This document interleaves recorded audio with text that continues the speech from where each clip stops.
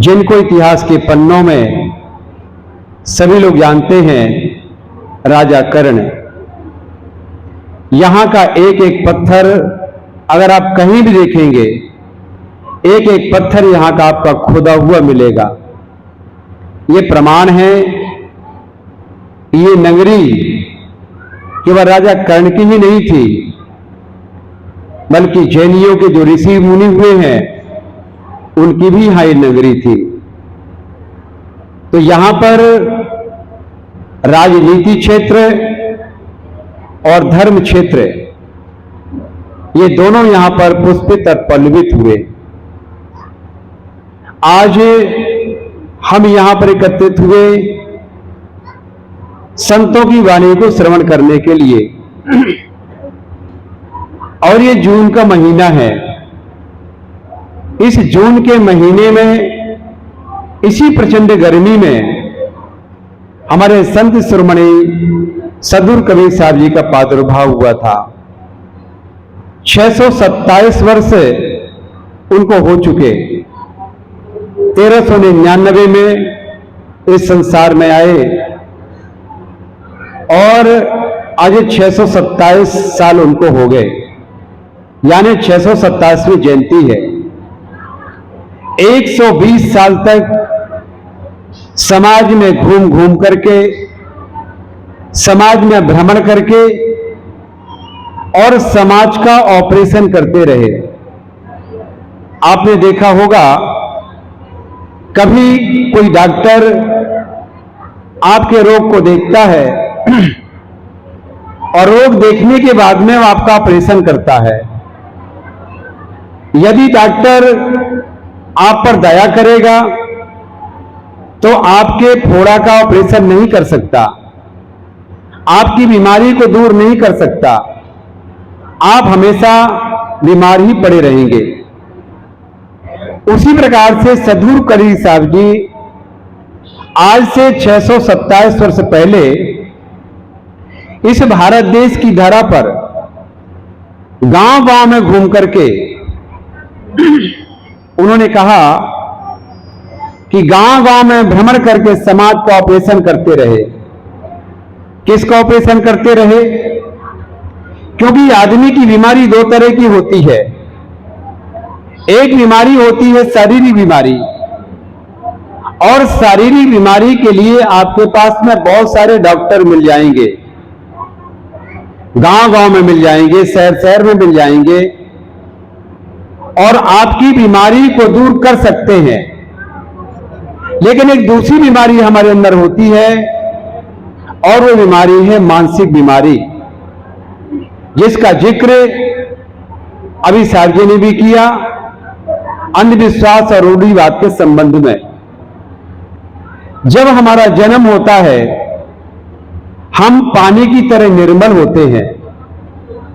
आपने कपास का फूल देखा होगा, जो रुई होती है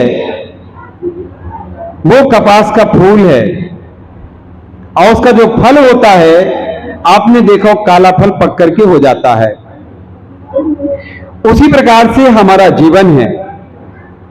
जब हमारा जन्म होता है हम निर्मल होते हैं, किसी प्रकार का कोई बंधन नहीं रहता। अगर एक छोटे से बच्चे को जन्म देने के बाद आप मुसलमान के घर में डाल दीजिए, दूसरे बच्चे को किसी सिख के घर में डाल दीजिए, तीसरे बच्चे को किसी और के घर में डाल दीजिए, वो बच्चा बड़ा होने के बाद में क्या बनेगा? इंसान बनेगा क्या? वो इंसान नहीं बनेगा। हिंदू के घर जन्मा हिंदू कहलाया, मुस्लिम के घर जन्मा मुस्लिम कहलाया, सिख ईसाई के घर जन्मा सिख ईसाई कहलाया। अफसोस इस बात का, इंसान के घर जन्मा लेकिन इंसान न कहलाया।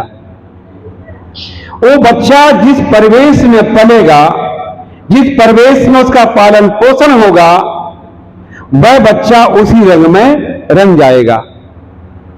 मानव को जैसा संग मिले, मानव को जैसा संग मिले, कपड़े को जैसा रंग मिले, वह उसी रंग में रंग जाता है। सफेद कपड़ा होता है, उसको जिस रंग में आप डुबो दोगे, कपड़े का रंग वही बदल जाएगा। उसी प्रकार से एक छोटा सा बच्चा है। यहां माता बहनें बैठी हुई हैं। प्रत्येक माता बहनें जो जिनके बच्चे हैं, जिनके नहीं हैं, उनको तो मैं नहीं कह सकता, क्योंकि जो ना जाके न फूटे पांव बीमाई, सो को जाने पीर पर आई। जो मां बच्चे को जन्म देती है उसको मालूम है कि कितनी प्रसव की पीड़ा उसको झेलनी पड़ती है। एक मां जब बच्चे को जन्म देती है तो हम समझते हैं कि बच्चे का जन्म हो रहा है, लेकिन मात्र बच्चे का जन्म नहीं होता, साथ साथ में एक मां का भी जन्म हो रहा है। कितनी माताओं को आप देखेंगे बच्चे को जन्म देते ही संसार से विदा हो जाती हैं। कितनी माताओं का ऑपरेशन होता है, वही विदा हो जाती हैं। तो जो मां बच्चे को जन्म देती है, कितनी पीड़ा सह करके बच्चे को किस आशा से देती है। अगर जो बच्चे बड़े होकर गलत काम करते हैं, गलत रास्ते पर जाते हैं, मां बाप को बदनाम करते हैं, अगर उन माताओं को बचपन में पता चल जाए कि बड़ा होकर के बच्चा ऐसा काम करेगा, तो हो सकता है कि वो माता बच्चे को पालन पोषण लेकर बोले संसार से जाने दो। लेकिन प्रत्येक मां, उसका एक सपना होता है। सपना क्या होता है? बच्चा बड़ा होकर के कुछ बनेगा।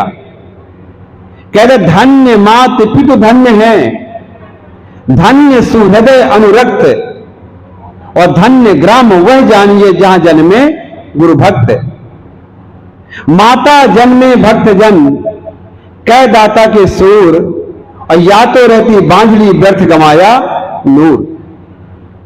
मां का संसार में नाम होता है, लेकिन दो प्रकार का नाम होता है। एक मां को आदमी सम्मान के साथ नाम लेता है, और दूसरी मां को आदमी अपमान के साथ नाम लेता है। कैसे लेता है? उदाहरण से समझें। सुल्ताना नाम का एक डाकू हुआ हमारे भारत देश में, बहुत बड़ा डाकू था। बचपन में वो चोरी नहीं करता था, लेकिन संगति में पड़ने के कारण चोर बन गया। और जब स्कूल में जाता, रास्ते से कोई चुरा के वस्तुएं लाता, तो मां उसको डांटती नहीं थी, मना नहीं करती कि बेटा ऐसा काम मत करो। उसको ऐसे पीट था, शाबाश बेटा तूने चोरी करके सामान ले आया। मां उसको थपथपाती थी। बड़ा होकर के कहते चोर चोर मौसेरे भाई, छोटी चोरी किया, बड़ी चोरी किया, और बहुत बड़ा डाकू बन गया। डाका डालने के बाद में जब पकड़ा गया, उसको जेलर ने फांसी की, उसको न्यायालय से फांसी की सजा हुई।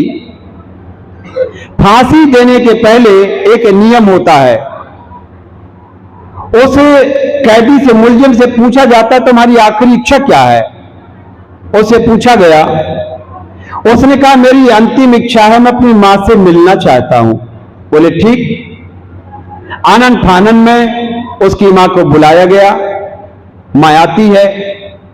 जिस मां के सामने उसके बेटे को फांसी के फंदे में लटकना हो, कहते हैं माता माता होती है, कुमाता नहीं होती है। कितना दर्द हुआ होगा। उसके मन में करुणा आती है, प्रेम जागता है, और अपने बेटे से जैसे ही मिलने जाती है, उसके बेटे ने क्या किया? उसे बुलाया किस लिए था? हम और आपको, आने वाले समाज को शिक्षा देने के लिए, ना कि मां से गले मिलने के लिए। जैसे मां उसके पास में आती है, उसने अपनी मां की नाक को और दांत से काट देता, खून बह जाता है। उसकी मां खून से लथपथ लहू लुहान हो जाती है। सारे लोग बैठे थे, उन्होंने कहा तुमने क्या किया सुल्ताना? अरे दुनिया के लोगों ने जो गलत किया हो तो गलत है, तुम्हारी मां ने क्या गलत किया जिसके लिए तुम उसकी नाक को काट दिया? उसने कहा मैं 1 मिनट लेना चाहूंगा। यहां बैठे हुए लोगों को मैं बताना चाहता हूं कि मुझे फांसी के फंदे में इतने कम समय में फांसी का फंदा क्यों मिला। उससे कहा माता बहनों से और वहां लोगों, उपस्थित हुए लोगों से, कि मेरी जो मां है इसके कारण असमय मैं फांसी के फंदे में लटक रहा हूं। बोले कैसे? बोले मैं चोरी करता था, मेरी मां पीठ थपथपाती थी, शाबाशी देती थी, और मैं बच्चा था, समझ नहीं पाया, मेरी आदत गलत पड़ गई और मैं चोर बना, घर की चोरी करने लगा, बाहर की चोरी करने लगा, चोरों की संगत डाकू बन गया, और आज मुझे फांसी के फंदे में लटकना पड़ रहा है। किसके कारण? केवल मात्र इस नक्कटी मां के कारण। इसके बाद में फांसी के फंदा में लटक जाता है। तो ये माताएं जो होती हैं, माताएं दो कुल का प्रकाशित करती हैं। कबीर साहब जी ने कहा, माई मैं दो कुल की उजियारी। हमारे भाई लोग बैठे हैं, भाई लोग कितना सुंदर काम करेंगे, लेकिन मां तो उनके एक पक्ष का नाम होगा। लेकिन हमारी माता जो काम करेंगे, अच्छा काम या बुरा काम, दो कुल का नाम उजागर होता है। अगर अच्छा काम करेंगी तो सबसे पहले उसके सास ससुर का नाम होगा, उसके पति का नाम होगा, उसके गांव का नाम होगा, और इसके बाद में जहां से जो मायका उसका है, उस मायके का नाम होगा कि कहां की बहू है, ये किसकी बच्ची है, कितनी सुसंस्कारित है। तो कहां का नाम होता है? उसके मायके का नाम होता है और उसके ससुराल पक्ष का नाम होता है। इसे साहब जी ने कहा, माई मैं दो कुल की उजियारी। तो ये माताएं हैं, माताओं का कर्तव्य होता बचपन से बच्चे को संस्कार देना। हम बच्चे को अच्छी शिक्षा दे देते हैं, उसको अच्छा खिलौना दे देंगे। अगर खिलौना बच्चे को आप नहीं दोगे तो बच्चा ज्यादा से ज्यादा 1 घंटे रोएगा, 1 दिन रोएगा या 24 घंटे रोएगा। लेकिन यदि आपने बच्चे को संस्कार नहीं दिया तो जीवन भर बच्चा रोएगा और जीवन भर आपको भी रोना पड़ेगा।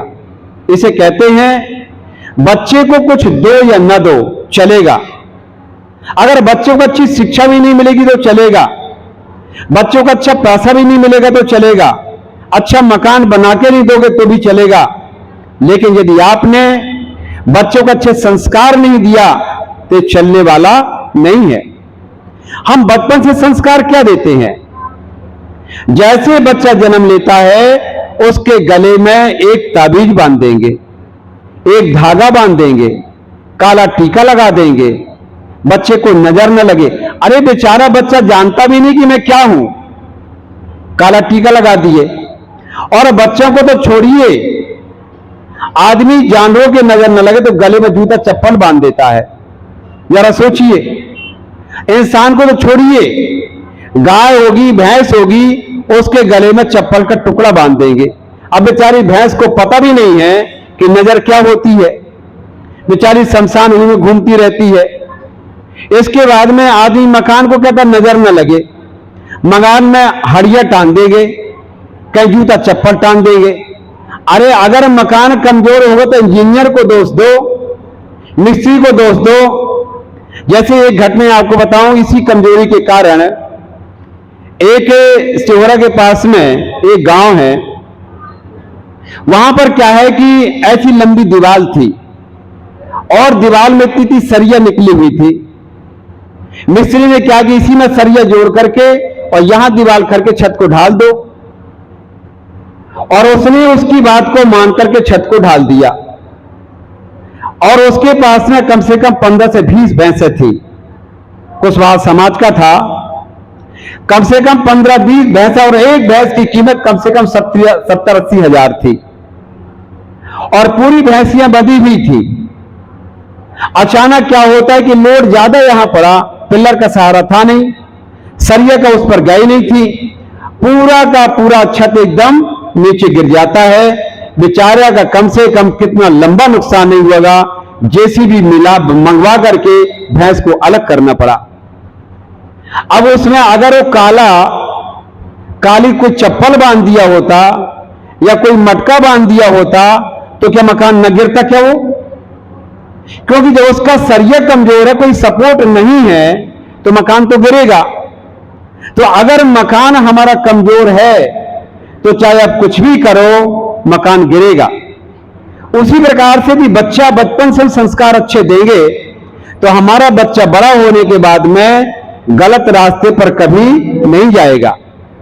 इसे बचपन से बच्चे के गले में किसी प्रकार की काला धागा, कोई ताबीज, आजकल तो बच्चे को छोड़िए, बड़े बड़े सियाने हो जाते हैं, कहीं गले में बांधेंगे, कहीं पैर में बांधेंगे। क्यों बांधते हो? मैंने कहा ना कि सदगुरु कबीर साहब जी 120 साल तक गांव गांव में घूम करके समाज में जाकर के क्या किया? ऑपरेशन किया। ऑपरेशन किसका किया? अंधविश्वास का, रूढ़िवाद का। उन्होंने कहा कि यदि आप कहीं मंदिर में जाते हो, किसी पूजा पाठ करने जाते, क्यों जाते हो? आपको पूजा करना आपके घर में आपके माता पिता हैं। सबसे पहले अगर कोई हमारी देवी है तो कौन है? हमारी मां है। हमारे शास्त्रों ने, हमारे ऋषि मुनियों ने, कहीं पर आप उठाकर के शास्त्रों को देख लीजिए, हमारे वेद शास्त्रों केवल 4 देवताओं का वर्णन किया है, 5वें देवता को नहीं माना। उनका मातृ देवो भव, पितृ देवो भव, आचार्य देवो भव और अतिथि देवो भव। कितने देवता हैं? 4 देवता हैं। और देवता में 3 अक्षर हैं, दा, वा और ता। दा का मतलब होता है देने वाला, जो कुछ हमको दे रहा है। वा का मतलब होता है बतलाने वाला, जो कुछ बतला रहा, कोई सलाह दे रहा है। और ता का मतलब होता है किसी तात्पर्य को लखाने वाला। देवता ऐसा नाम नहीं रखा गया। तो ये 4 हमारे देवता हैं। मां सबसे पहले हमारी देवता है। क्या दिया उसने हमको? ये 3.5 हाथ का शरीर किसने दिया? जैसे विशाल जी बोल रहे थे, पत्थर की देवी जो अपनी मक्खी नहीं उड़ा सकती है, वो हमको क्या दे देगी? वो तो मां ने हमको जन्म दिया और 3.5 हाथ का शरीर मां ने हमको दिया, पाल पोस के बड़ा किया। और पाल पोस के बड़ा करने के बाद में संस्कार भी मां देती है। एक बार एक बच्चा था, वो बार बार कहता था, मां तुम कहती हो 9 महीने तक घर में रखा, 9 महीने तक घर में रखना, एक काम करो कि 10 महीने का किराया तुम ले लो, लेकिन आज के बाद मत कहना कि मैंने अपनी कोख में 9 महीने रखा है। मां ने कहा ठीक बेटा। एक दिन मां ने क्या किया, कुछ बच्चे का बिस्तर तो लगाया, और बिस्तर लगाने के बाद में नीचे पानी डाल दिया और ऊपर से एक चादर डाल दिया। अब जब ड्यूटी करके बालक आया, आने के बाद में बिस्तर में चुपचाप सो गया। तब तक 12 बज गए थे। थोड़ी नींद आई, उसको गीला लगने लगा, करवट बदला, ऐसे बदला। पता चला कि रात बीत गई, लेकिन उस बच्चे को नींद बिल्कुल नहीं आई। सुबह उठा, बोले मां तुमने क्या किया? रात भर सोने को नहीं मिला। बोले क्यों बेटा? बिस्तर तो अच्छा लगा हुआ था, गद्दा भी अच्छा था। बोले बिस्तर में लगता था पानी डाल दिए थे, गीला हो गया था। बोले बेटा एक दिन गीले बिस्तर में तो सो नहीं पाया, थोड़ा सा गीला बिस्तर होने के कारण तो रात भर सो नहीं पाया, और मैं तुझे कितने दिनों तक गीले में न सोती थी और सूखे में तुझे सुला देती थी। साहब जी को थोड़ी जल्दी ले आएंगे। मैं गीले में सोती थी और बच्चे को सूखे में तुझको सुलाती थी। कभी आप देखेंगे माता यहां बैठी हुई है, अगर बच्चा बिस्तर में लेटे लेटे रोने लगता है तो मां समझ जाती है कि बच्चे को कोई तकलीफ है, और वहां जाकर के देखती है बच्चा गीले में सोया हुआ है तो बच्चे को उठाकर के सूखे में सुला देती है। तो मां क्या कहती, बच्चे के साथ में कितना उपकार करती है। और वही बच्चा बड़ा होने के बाद में जब अपने मां बाप को वृद्धाश्रम भेजता है, अपने मां बाप को घर से बाहर निकाल देता है, अपने मां बाप को कोने में बैठा देता है, अपने मां बाप की बात नहीं सुनता है, ऐसे समय के लिए सदगुरु कबीर साहब जी ने कहा, कबीर की उल्टी बानी और बरसे कंबल भेजे पानी। कबीर साहब जी क्या कहा, कबीर की उल्टी बानी नहीं है, कबीर की सीधी वाणी है, बरसे कंबल भीजे पानी। कंबल का मतलब ओढ़ने वाला कंबल नहीं, जो ठंडी आएगी तो कंबल ओढ़ोगे। कंबल का मतलब होता है आपके सारे बल कम हो जाना। आंखों को देखने का बल कम हो गया, कान से सुनने का बल कम हो गया। कहते हैं दांत गए सब तीरथ करने, मुंह हो गया सूना, और संत कहें बांबे तो सुने पूना। भाई दांत तो सब तीरथ करने चले गए, मुंह सूना हो गया, और कान भी कहीं चले गए। आदमी कुछ कहता है, आदमी कुछ सुनता है। तो जब बुरा समय आता है उस टाइम पर आदमी को लगता है कि सेवा की जरूरत है। और आज यहां कितनी माताएं बैठी हैं, उनकी सास भी होंगी और खुद भी सास होंगी, उनकी बहुएं भी होंगी। जरा विचार करो कि यदि हमको बहू से सुख पाना है, हमको क्या करना पड़ेगा? हमको थानेदार नहीं बनना पड़ेगा। बहू के साथ में एक शालीनता का व्यवहार करना पड़ेगा।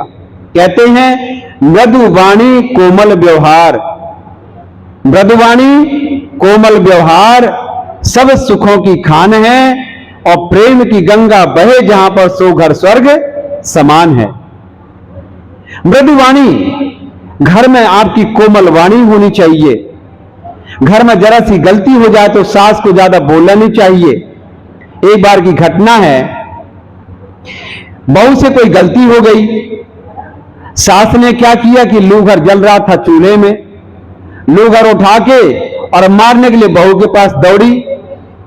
फर्श था, पैर फिसल गया, और जब पैर फिसला तो जो लकड़ी का लूगर था वो सास के ऊपर ही आकर के गिर पड़ा। अब जब सास के ऊपर गिरा तो लूगर तो जल ही रहा था, साड़ी में आग लग गई। बहू दौड़ी दौड़ी आई, आग बुझाई और सास को बोली माताजी कहीं जल तो नहीं गई, कहीं लग तो नहीं गया। अब सास जो जल रही थी वो शीतल हो गई। जिस बहू को मारने के लिए मैं लकड़ी का लूगर लेके जा रही थी, वही आकर के मुझे बचा ली, तो मैं तो जल ही गई थी। और दिन सास का मन बदल गया, और बदलने के बाद में बहू के साथ में एक अच्छा व्यवहार करने लगी। तो कहते हैं मृदुवाणी कोमल व्यवहार। आपके घर में आपकी सास है, आपकी बहू है, आपकी बेटी है, और एक शब्द आता है ननद। ननद का मतलब होता है जिससे कोई आनंद न आए, वो ननद। यानी आनंद नहीं आता बहू को, जो से ननद से आनंद, इसे नाम धर गया ना आनंद, यानी आनंद बिल्कुल नहीं आए। यानी बहू को वो जो उसकी घर में ननद होती है, अक्सर होता है, बहुत कम घर होते हैं जहां बहू का और ननद का पड़ता है, नहीं तो पड़ता बिल्कुल भाभी का और ननद का इसका पड़ता ही नहीं है। इसे नाम क्या रख दिया? ना आनंद, ननद, यानी आनंद बिल्कुल न आए। तो बहू को भी चाहिए, भाभी को चाहिए कि ननद के साथ में एक अच्छा व्यवहार करे। और ननद को चाहे तो कल तो मैं इस घर से चली जाऊंगी, और घर से जब चली जाऊं घर में कौन रहेगा? इसे घर का जितना सुंदर व्यवहार आपका हो सके, जितना कोमल व्यवहार आपका घर में हो सके, उतना अच्छा व्यवहार करो। आज यहां संत गुरुजन आए हैं, संत गुरुजन अपनी वाणी कह करके चले जाएंगे, लेकिन ये जो वाणी है ये आपके घर में काम देगी। एक और बात, संत लोग चले अपने घर में ग्रंथ रखो। छोटे छोटे ग्रंथ हैं, वो ग्रंथ आपको बहुत बड़ा ज्ञान देते हैं। आप घर में अध्ययन करिए, आप स्वयं पढ़िए, बच्चों को पढ़ाइए। तो मैं कह रहा था कि बचपन से बच्चे को संस्कार देना, बचपन से बच्चे को डराओ मत। बहुत से बोले बच्चा बाहर गया, बोले भूत प्रेत आ गया, वो डर जाता है। तो बचपन से जितना हो सकता है संतों के पास में ले जाओ। संतों के पास में जब बच्चे लोग जाएंगे, तो बच्चे लोग जब संतों के पास में जाएं तो सत्संग का लाभ उनको मिलेगा। साहब जी को थोड़ी जल्दी ले आए, टाइम काफी हो चुका है।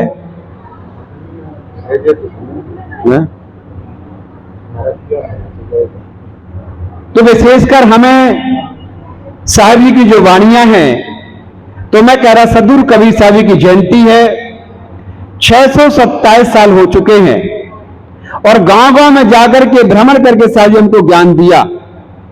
तो हमें भी चाहिए कि आज हमारे क्षेत्र में संत गुरु आते हैं, अपने बच्चों को बंदगी करना सिखाइए।